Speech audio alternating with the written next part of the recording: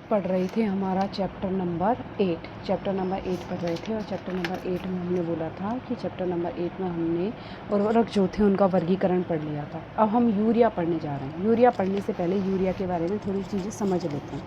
Urea होता क्या है, ठीक है। हम पढ़ने जा रहे हैं यूरिया जो है जनरली हम सबसे ज़्यादा यूज लेते हैं हमारे उर्वरक के रूप में। इसका फार्मूला होता है NH2 C double bond O NH2, ठीक है। ये जो होता है एक प्रकार का कार्बनिक उर्वरक होता है। नीचे पहले हमने पढ़ा भी था कार्बनिक उर्वरक कैसे है, क्योंकि इसमें कार्बन उपस्थित है, ठीक है। ये जो उर्वरक है इसके लिए ये बोला जाता है कि ये जब हमारी मृदा में अभिक्रिया करता है तो मृदा में अभिक्रिया करने के बाद अमोनियम कार्बोनेट बनाता है, अर्थात नाइट्रोजन को हमें NH4+ के रूप में उपलब्ध कराता है, अमोनियम के रूप में उपलब्ध कराता है। अब अमोनियम के रूप में हमने पढ़ा हुआ है कि जो हमारी मृदा होती है, मृदा जो है वायुमंडलीय नाइट्रोजन को डायरेक्ट ग्रहण नहीं कर सकती है। तो वो क्या करती है कि कुछ 3 रूपों में नाइट्रोजन को ग्रहण करती है। अमोनियम, NO2- नाइट्राइट और NO3- नाइट्रेट, इन 3 रूपों में ग्रहण करती है। जो सबसे ज़्यादा अधिकांश पौधे जो यूज़ करते हैं वो होता है नाइट्रेट। इन दोनों को बहुत ही कम मात्रा में यूज़ किया जाता है। तो अमोनियम कर लिया तो भाई सारे तो यूज़ कर नहीं पाएंगे, भाई सारे पौधे तो इसको यूज़ कर नहीं पाएंगे। तो सारे पौधे इसको यूज़ कर पाएँ इसलिए हम इसको बदलते हैं पहले नाइट्राइट में। और नाइट्राइट में बदलता है इसको एक सूक्ष्म जीव जिसका नाम है नाइट्रोसोमोनास। अब भी बहुत सारे पौधे ऐसे होंगे जो इसको ग्रहण नहीं कर पाएंगे नाइट्राइट के रूप में, तो इसको कन्वर्ट करना होता है हमें नाइट्रेट में, NO3- में। तो NO3- में इनको कन्वर्ट करता है नाइट्रोबैक्टर।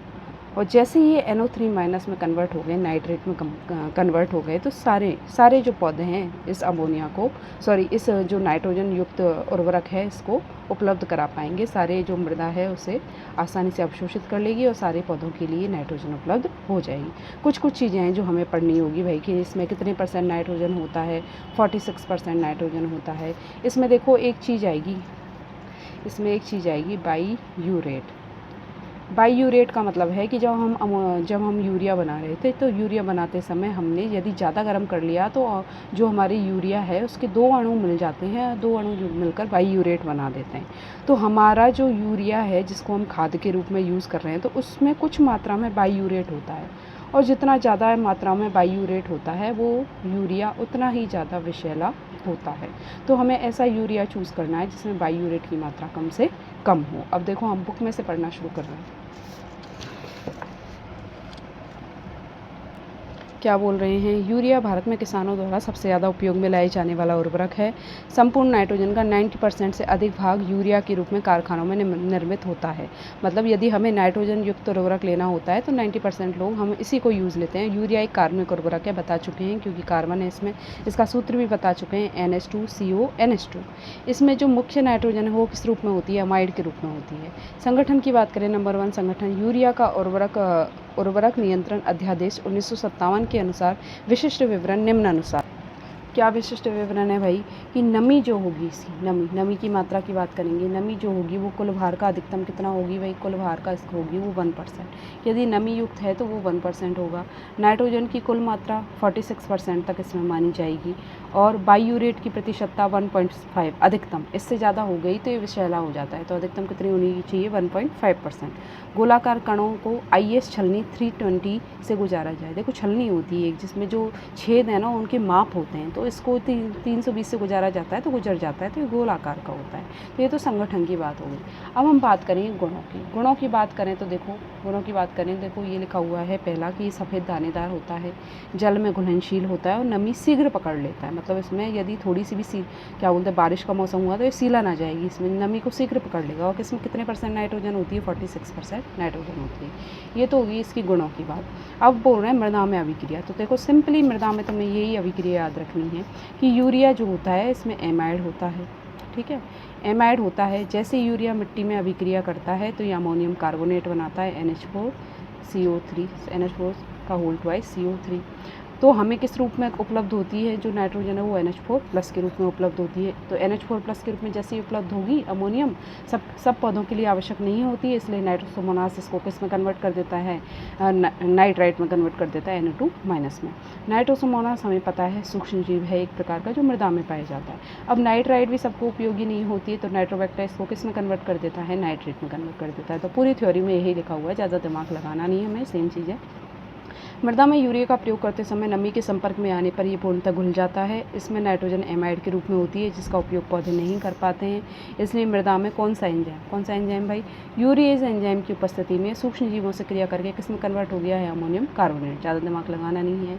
यूरिया का फॉर्मूला लिख दिया, जल लिख दिया, यूरिएज एंजाइम लिख दिया हमने एरोपिया, और हमने क्या बना लिया, अमोनियम कार्बोनेट। ये अमोनियम कार्बोनेट बाद में टूट जाता है किसके ऑक्सीकरण से, सूक्ष्मजीवी ऑक्सीकरण से अमोनियम में टूट जाता है। यहाँ बन गया हमारा क्या, अमोनियम, जो हम बनाना चाह रहे थे NH4+ अमोनियम आयन।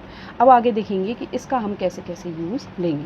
तो यूरिया से प्राप्त अमोनियम आयन का किस प्रकार से उपयोग कर सकते हैं भाई। हमेशा तो ऐसा तो है नहीं कि भाई अमोनियम बिल्कुल भी यूज नहीं आएगा, कुछ यूज में आएगा, लेकिन किन चीज़ों में यूज आएगा, उसके बाद जो बचा हुआ अमोनियम है उसको हम कन्वर्ट कर देंगे। जैसे पहला है अमोनियम का कुछ भाग जो होता है पौधों द्वारा अवशोषित कर लिया जाता है। जैसे धान की फसल के लिए अमोनियम ग्रहण किया जाता है। जो धान चावल की फसल होती है उसमें अमोनियम जो है वो ग्रहण कर सकती है, वायुमंडल में फैल जाएगा। जो हमारा मृदा कोलाइड है या हमारी मृदा है वो ऋणावेशित होती है, तो वो इस अमोनियम को ग्रहण करके अधिशोषित कर लेगी। भाई खुद ऋणावेशित है तो इस प्लस को अधिशोषित कर लेगी। ऋणावेश और धनावेश एक दूसरे को आकर्षित करते हैं ना। फोर्थ है अमोनियम का अमोनिया में नाइट्रीकरण हो जाएगा। अमोनियम जो है वो किस में कन्वर्ट हो जाए, अमोनिया में कन्वर्ट हो जाए, वातावरण में चली जाए। तो ये 4 पॉसिबिलिटी है जो अमोनियम की हो सकती है। अब देखिए हम अमोनियम का क्या यूज़ लेंगे। अमोनियम सूक्ष्म जीवों के द्वारा क्रिया करके ऑक्सीकृत हो जाता है और नाइट्रेट में बदल जाता है, जिससे पौधे आराम से ग्रहण कर लेते हैं। तो इस प्रक्रिया में 2 जीवाणु काम होते हैं, नाइट्रोसोमोनास और नाइट्रोबैक्टर। 2 चरणों में ये प्रक्रिया होती है और 1 सप्ताह में पूर्ण होती है। देखो अमोनियम का नाइट्रोसोमोनास से किया तो क्या बन गया, नाइट्राइट बन गया। और यहाँ देखो एक चीज़ ध्यान रखनी है, क्या बन रही है, नवजात हाइड्रोजन। अभिक्रिया के दौरान ही बनने वाली जो चीज़ होती है ना उसको नवजात बोलते हैं। यदि हाइड्रोजन है तो नवजात हाइड्रोजन, ऑक्सीजन है तो नवजात ऑक्सीजन। ठीक है, ये हम बाद में पढ़ेंगे कि ये मृदा में अम्लीयता को बढ़ाता है, इसलिए हमारा जो यूरिया होता है वो मृदा के लिए अम्लीय होता है। अब ये जो नाइट्राइट बना ये वही नाइट्रोबैक्टर से अभिक्रिया करके क्या बना देगा, नाइट्रेट बना देगा, जो पौधों द्वारा ग्रहण कर लिया जाएगा। तो सिंपली तुम्हें तो ये प्रोसेस याद रखनी है। ठीक है, एमाइड है, एमाइड ने अमोनियम कार्बोनेट बनाया, अमोनियम कार्बोनेट ने NH4+ दिया, NH4+ अमोनियम होता है, नाइट्रोसोमोनास से अभिक्रिया की, नाइट्रोसोमोनास ने अभिक्रिया करके इसको नाइट्राइट में बदल दिया, फिर नाइट्रोबैक्टर ने अभिक्रिया करके इसको नाइट्रेट में बदल दिया, और ये सभी को उपलब्ध हो जाता है। तो अधिकांश पौधे नाइट्रोजन को किस रूप में ग्रहण करते हैं, नाइट्रेट के रूप में ग्रहण करते हैं, ना कि अमोनियम, ना ही नाइट्राइट। अब देखो और चीज़ें देखते हैं। उपयुक्त अभिक्रिया से निम्नलिखित व्यवहारिक बातें समझ में आती हैं कि इस अभिक्रिया हेतु वायु संचार वाली मृदाएं आवश्यक होती हैं, जिनमें वायु का संचार आसानी से हो सके। सूक्ष्म जीवों की सक्रियता आवश्यक होती है, उनकी सक्रियता हेतु मृदा में उचित वातावरण होना चाहिए, ताप होना चाहिए, नमी होना चाहिए। क्योंकि अभी हमने देखा भाई, एक तो यूरिएज एंजाइम, एक नाइट्रोसोमोनास, एक नाइट्रोबैक्टर, ये 3 चीज़ें ही हमारी इस पूरी प्रोसेस में काम आई है। तो सूक्ष्म जीवों के लिए अच्छा वातावरण भी होना चाहिए कि वो इसमें उपलब्ध हो पाएँ। इस अभिक्रिया में नवजात हाइड्रोजन बनती है, अभी देखा था हमने नवजात हाइड्रोजन बनी थी भाई। ये नवजात हाइड्रोजन जो होती है मृदा कोलाइड पे अधिशोषित हो जाती है, मृदा की क्या बना देती है, अम्लीयता बढ़ा देती है। सिंपली मृदा कोलाइड पे कौन उपस्थित होता है भाई, कैल्शियम आयन उपस्थित होता है। एक कैल्शियम हटेगा तो कितने H+ आ जाएंगे, 2 H+ आ जाएंगे। एक कैल्शियम हटेगा तो कितने H+ आ जाएंगे, 2 H+ आ जाएंगे। तो जो नवजात हमारे हाइड्रोजन बने थे वो सारे यहाँ पे आ जाते हैं, जिससे मृदा की अम्लीयता बढ़ जाती है। यूरिया का प्रयोग लगातार करने से मृदा का pH घटता जाता है। भाई अम्लीयता बढ़ रही है तो pH घटेगा, pH अधिक घटने से मृदा अम्लीय हो जाती है। यूरिया जो होता है अमोनियम सल्फेट उर्वरक की तुलना में कम अम्लीय है। आगे जाके अमोनियम सल्फेट पढ़ेंगे, उसका पता लगेगा कि वो ज़्यादा अम्लीय है, ये थोड़ा कम अम्लीय है। यदि हम 100 ग्राम यूरिया से उत्पन्न अम्लता को उदासीन करना चाहें तो हम चूना कितना मिलाएंगे भाई, 80 किलोग्राम। 80 किलोग्राम कैल्शियम कार्बोनेट से वो क्या हो जाता है, उदासीन हो जाता है। 100 ग्राम यदि यूरिया लिया है तो 80 से हो जाएगा आराम से। मृदा में अमोनियम आयन का ह्रास नहीं होता है, क्योंकि ये धनायन होने के कारण मृदा कोलाइड पर अधिशोषित हो जाते हैं। क्योंकि मृदा कोलाइड हो चाहे क्ले हो हमारा, है ना, ये सारे ऋणावेशित होते हैं, जो धनावेशित चीज़ों को अपनी ओर अधिशोषित कर लेते हैं। आयन विनिमय से मृदा विलयन में नाइट्रीकरण द्वारा पौधों को उपलब्ध होती रहती है। मृदा में नाइट्रेट आयन्स पौधों द्वारा ग्रहण करने के पश्चात नाइट्रोजन का ह्रास, निश्चालन, वाष्पन, विनाइट्रीकरण, अमोनियम स्तरीकरण द्वारा होता है। मृदा में क्या बोल रहे हैं कि ये जो नाइट्रेट है ये पौधों द्वारा ग्रहण कर ली जाती है, जो बची होती है या तो वाष्पन द्वारा निकल जाती है या निच्छलन द्वारा छन के चली जाती है, या विनाइट्रीकरण हो जाता है या अमोनियम स्तरीकरण हो जाता है। अब देखो हमें एक चीज़ याद रखनी है, मैंने सेकंड चैप्टर में तुम्हें कुछ कुछ पॉइंट्स पढ़ाए थे। एक तो था अमीनीकरण, एक था अमोनीकरण, है ना, एक था नाइट्रीकरण, एक था विनाइट्रीकरण। ये चारों टॉपिक पढ़ोगे तुम, ठीक है, सेकंड चैप्टर में है, चारों पढ़ना, यहाँ यूज़ आ रहे हैं इसलिए बोला है मैंने। फोर्थ देखो हमने बोला बायूरेट। कारखानों में यूरिया का निर्माण करते समय यदि तापमान अधिक हो जाता है तो यूरिया के 2 अणु मिलकर क्या बना देते हैं, बायूरेट। हमने बोला था कि भाई कारखानों में हम जब यूरिया का निर्माण कर रहे हैं तो बाई चांस टेम्परेचर ज़्यादा हो गया तो यूरिया के कुछ 2 अणु आपस में जुड़ के बायूरेट का निर्माण कर देते हैं। देखो ये ले रखे हमने 2 अणु, ज़्यादा गर्म हो गए तो बायूरेट का निर्माण कर दिया। ये रिएक्शन याद रखने की तुम्हें आवश्यकता नहीं है, ठीक है, और अमोनिया गैस बाहर निकल जाती है। ये बायूरेट जो होता है विषैला होता है, पढ़ेंगे अभी। क्या बोल रहे हैं, यूरिया में बायूरेट की मात्रा 1.5% हो सकती है मैक्सिमम। इससे अधिक हो जाए तो ये बीजों के अंकुरण, देखो 1.5 मैक्सिमम हो सकती है, यदि इससे ज़्यादा हो जाए तो बीजों के अंकुरण और पौधों की वृद्धि पर एक ऐसा प्रभाव डालता है, विषैला प्रभाव डालता है। और ऐसा यूरिया जिसमें बायूरेट की मात्रा 1.5 से ज़्यादा होती है उसे हम पर्णीय छिड़काव मतलब पत्तों पर फेंकने के काम में, स्प्रे करने के काम में नहीं लेते हैं।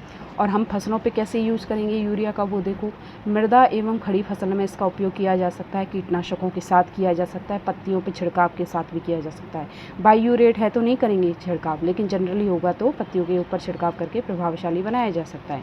यूरिया का उपयोग कैसे करेंगे, देखो यूरिया का उपयोग कैसे करेंगे, आधी आधी मात्रा बांट लेंगे। आधी मात्रा तो हमने खेत में डाल दी बोने से पहले ही, ठीक है, आधी डाल दी। उसके बाद जो आधी बची उसको भी 2 भागों में बांट लिया।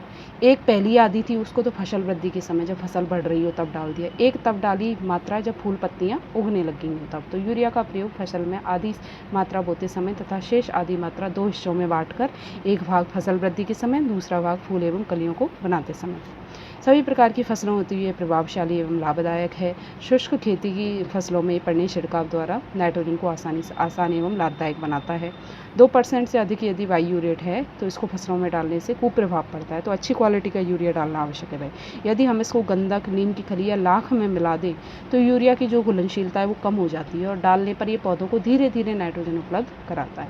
तो ये जो पूरा टॉपिक पढ़ा है हमने यूरिया के बारे में पढ़ा है, हमने पढ़ लिया यूरिया हमें जो है एमाइड के रूप में नाइट्रोजन को उपलब्ध कराता है। एमाइड जो होता है वो जल के साथ, नमी के साथ अभिक्रिया करके अमोनियम कार्बोनेट बनाता है। अमोनियम कार्बोनेट हमें अमोनियम आयन NH4+ आयन दे रहा था। NH4+ जो आयन है वो नाइट्रोसोमोनास एक बैक्टीरिया की उपस्थिति में NO2- नाइट्राइट में कन्वर्ट होता है। नाइट्राइट जो हो रहा था वो नाइट्रोबैक्टर से क्रिया करके नाइट्रेट बनाता है NO3- और फाइनली वो नाइट्रेट जो होता है वो सभी पौधों को आसानी से उपलब्ध हो जाता है। तो इस प्रकार से जो क्या बोलते हैं यूरिया होता है हमें नाइट्रोजन को उपलब्ध कराता है। अगला टॉपिक हम पढ़ेंगे कैल्शियम अमोनियम नाइट्रेट।